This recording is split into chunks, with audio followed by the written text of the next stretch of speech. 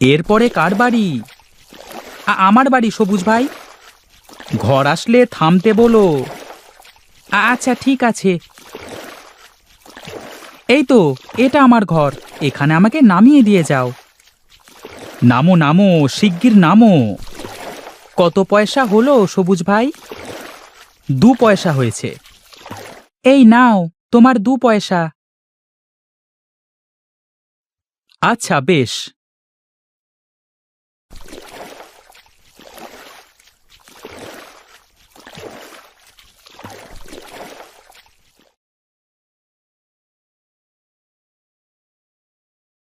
খুব খিদে পেয়েছে গিন্নি, খেতে দাও শিগগির। এসো এসো, খাবার দিচ্ছি। কচু বাঁটাটা আজ সেরা রেঁধেছ গিন্নি। একটু ডাল হলে মন্দ হতো না। ডাল রাঁধবো ভেবেছিলাম একবার, কিন্তু তারপর আবার ভাবলাম যে আজ না রাঁধি। আজ কত লাভ হলো। লাভ মন্দ হয়নি, তবে এলাকার ঘর থেকে তেমন একটা কেউ বের হয় না। আবার কলা গাছের ভয়েতেও কেউ বের হতে চায় না। মানুষজন কম হলে আমার আর লাভ কি করে হয় বলো? 2 পয়সার এক জায়গায় এখন থেকে কিছুটা টাকা বাড়িয়ে নেবে, বুঝলে? না গো, সে কি করে হয়? আজ পর্যন্ত আসা অবধি কখনো 2 পয়সার বেশি নিইনি। একমাত্র বড় নৌকা গাঁয়ের। যদি আমি পয়সা বাড়িয়ে দিই তাহলে সকলেই বিপদে পড়ে যাবে গো। কিন্তু তুমি এইভাবে নিজের লোকসান আর কতদিন করবে? আমাদের তো দিন ভালোই কাটছে। গুরুদেবের অভিশাপে এ গাঁয়ের সব গাছ মরে গিয়ে সব জায়গায় কলা গাছ উঠল। গ্রামের সারা বছর বন্যার জলের জন্য এই গাঁয়ের মানুষেরা মাটি দেখতে পায় না। সব কলা গাছ কাটলেও আবার নতুন করে একটার জায়গায় 10টা জন্মায়।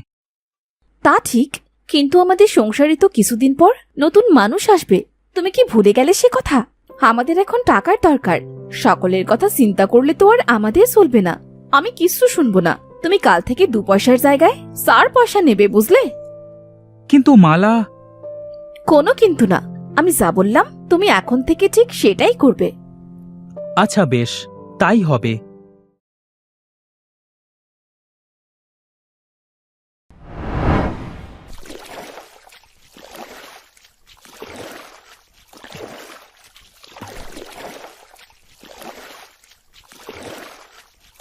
ও সবুজ ভাই, আরে এসো এসো, কাজে যেতে হবে, দেরি হয়ে যাচ্ছে যে।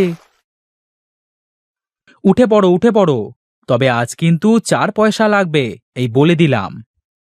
হ্যাঁ, 4 আনা লাগবে? কিন্তু কেন? তুমি তো 2 পয়সা করে নাও সব সময়, তাই না? আজ থেকে 4 পয়সা ছাড়া আমি আর যাব না গো।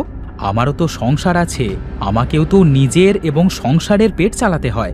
4 পয়সার কমে হবে না। তুমিও শেষ পর্যন্ত অন্যের কথা ভাবলে না ভাই।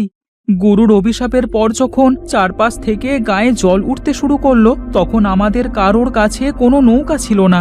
এমনকি নৌকা বানানোর মতো কাঠও ছিল না, কারণ সব গাছ ততদিনে মারা গেছিল। সারা গায়ে শুধুমাত্র বড় নৌকা বলতে শুধু তোমার নৌকাই ছিল। তাই তুমি আজ সকলকে তার জায়গা মতো নৌকা করে পৌঁছে দাও। আজ তুমিও নিজের দাম বাড়িয়ে দিলে। অত শত বুঝি না, গেলে 4 পয়সাতেই যেতে হবে, আর না হয় যেও না। যেতে তো হবেই ভাই, পেটের দায়ে কাজ করি, যেতে আমাকে হবেই। চলো যাই।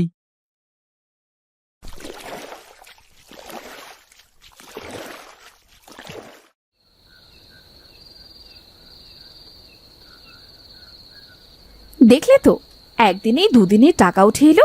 এবার মানুষেরা নৌকা ছাড়া আর যাবেই বা কিভাবে? তারা বাধ্যই নৌকায় করে যেতে। এই ফাঁকে আমরাও কিছু টাকা বেশি কামাবো। ঠিকই বলেছ।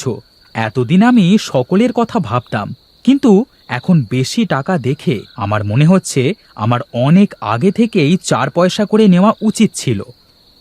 অনেক রাত হয়েছে, চলো এবার ঘুমিয়ে পড়ি। কাল সকালে তো আবার কাজে বেরোতে হবে, তাই না? হ্যাঁ হ্যাঁ, চলো ঘুমিয়ে পড়ি।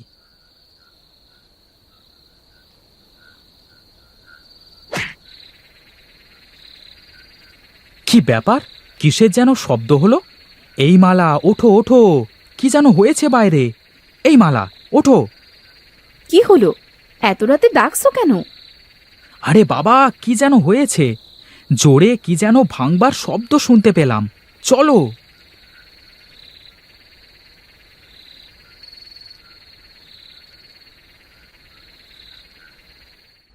হে কি, হায় হায় হায় হায়, আমাদের কি সর্বনাশ হয়ে গেল গো। আমাদের এত সাধের নৌকোটা ভেঙে গেল। এবার আমরা কি করে থাকবো? আমরা কি খেয়ে বাঁচবো? আমি বুঝতে পেরেছি এসব কেন হয়েছে। সব হয়েছে তোমার লোভের কারণে, আর তোমার লোভের কারণে আমিও ফেঁসে গিয়েছি। আমিও যদি তোমার কথায় লোভ না করতাম তাহলে হয়তো এরকমটা কিছুই হতো না। আমি আমার ভুল বুঝতে পেরেছি, কিন্তু এবার আমাদের কি হবে? আমিও আমার ভুল বুঝতে পেরেছি। যদি আমি লোভ না করতাম তাহলে হয়তো আমাদের এত বড় ক্ষতি হতো না। আমরা সকলের ক্ষতি করে নিজেরা বড়লোক হতে চেয়েছিলাম, কিন্তু এবার বুঝতে পারছি অন্যের ক্ষতি করতে গিয়ে নিজেরই ক্ষতি হয়ে যায়। এখন আর বুঝে কি হবে? এখন তো যা হবার হয়েই গেছে। আমাদের রোজগার করবার একমাত্র সম্বলটাও শেষ হয়ে গেল। হ্যাঁ, আমাদের কি সর্বনাশটাই না হয়ে গেল গো।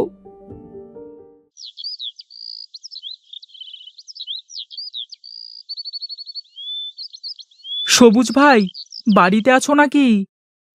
কে? ও তোমরা, এসো এসো। দুঃখের কথা তোমাদের আর কি বলি বলো। আমার নৌকাটা গতকালকে ভেঙে গেছে। আমার অতিরিক্ত লোভের কারণে এরকমটা হয়েছে।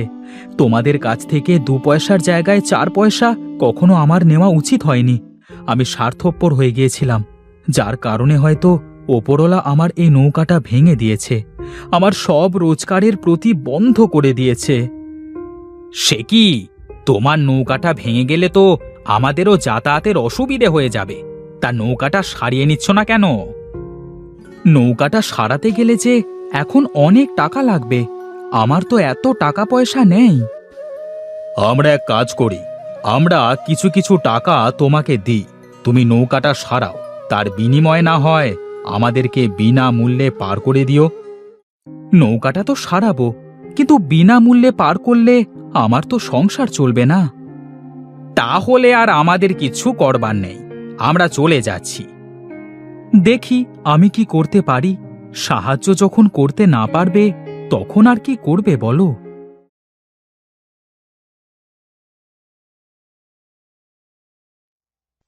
আমার শখের নৌকাটা ভেঙে গেল। হায় ওপরওয়ালা, আমাকে সাহায্য করো। আমি আর কখনো লোভ করব না। আমাকে সাহায্য করো, দয়া করো আমাকে। নৌকাটা আমার সব থেকে প্রিয় ছিল। সাহায্য করো আমাকে। থাম, আর কাঁদিস না। প্রিয় জিনিস হারালে কেমন লাগে সেটা আমি জানি। গুরু, আপনি আপনি এসেছেন? হ্যাঁ, এসেছি। তোর মনে আছে আমি যখন এই গায়ে থাকতাম তখন আমার মেয়েকে চোর অপবাদ দিয়ে গায়ের সকলে মেরে ফেলেছিল? আমার 6 বছরের বাচ্চা মেয়েটা না বুঝে পাশের বাড়ির গাছ থেকে কয়েকটা ফল পেড়ে খেয়েছিল, আর তার জন্য তাকে সবাই মিলে লোভী চোর বলে মারতে মারতে মেরেই ফেলল। আমার মেয়ে ছিল আমার সব থেকে প্রিয়, আর ও মরবার পরে আমি অভিশাপ দিয়ে এই গ্রাম ছেড়ে চলে গিয়েছিলাম। আমার অভিশাপে এই গায়ে আর কোনো গাছ জন্ম নেয় না, কলা গাছ ছাড়া। সেই করুণ দৃশ্য আমি আজও ভুলতে পারি না গুরু। আপনি এবার আমাদের সকলকে ক্ষমা করে দিন। 16 বছর ধরে এই গ্রাম অভিশাপে ভুগছে, এবার ক্ষমা করে দিন। গায়ের মানুষকে আমি কখনো ক্ষমা করতে পারবো না, কিন্তু আজ তোর কষ্ট দেখে আমার মায়া হচ্ছে। আমি তোকে আশীর্বাদ দিলাম, তুই আজকের পর থেকে যে কলা পাতা ছিঁড়ে নদীতে ফেলবি সেই কলা পাতার থেকে একটা নৌকা তৈরি হবে। সত্যি বলছেন? সত্যি বলছেন গুরুদেব? আপনাকে অনেক ধন্যবাদ আমাকে এত বড় সাহায্য করবার জন্য। কখনো লোভ করবি না। 2 পয়সার জায়গায় যদি কখনো বেশি পয়সা নিয়ে নিজের স্বার্থ দেখিস তাহলে তো সেই সব নৌকো আবার কলা পাতায় পরিণত হবে। আমি আর কখনো লোভ করব না গুরু।